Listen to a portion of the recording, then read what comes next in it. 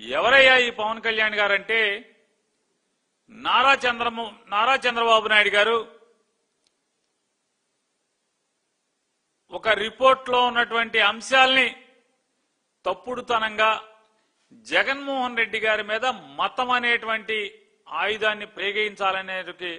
దుర్బుద్ధితో ఆయన తిరుమల తిరుపతి స్వామివారి నైవేద్యం తయారు చేసేటువంటి లడ్డూలు తయారు చేసేటువంటి నెయ్యిలో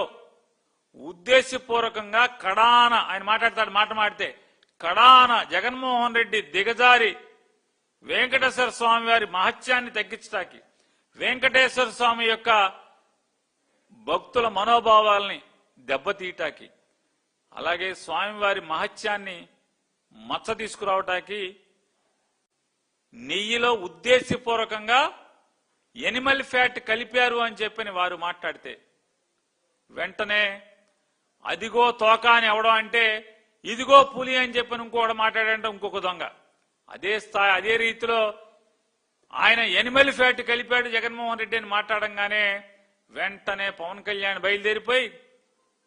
ఎనిమల్ ఫ్యాట్ అంటే జంతు కొవ్వులు కలిపాడు జగన్మోహన్ రెడ్డి,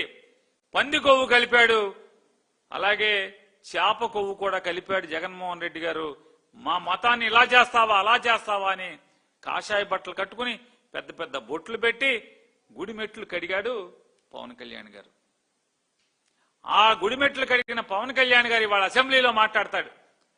నేను ఈ రాష్ట్రం మాజీ ముఖ్యమంత్రి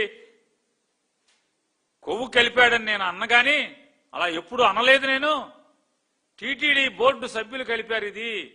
టీటీడీ ఉద్యోగస్తులు కలిపారు, వాళ్ళని వెనక్కి సమర్థిస్తున్నటువంటి జగన్మోహన్ రెడ్డి గారు తప్పే కదా అని చెబుతూ మతం గురించి మతం కోణం గురించి మాట్లాడతాడు.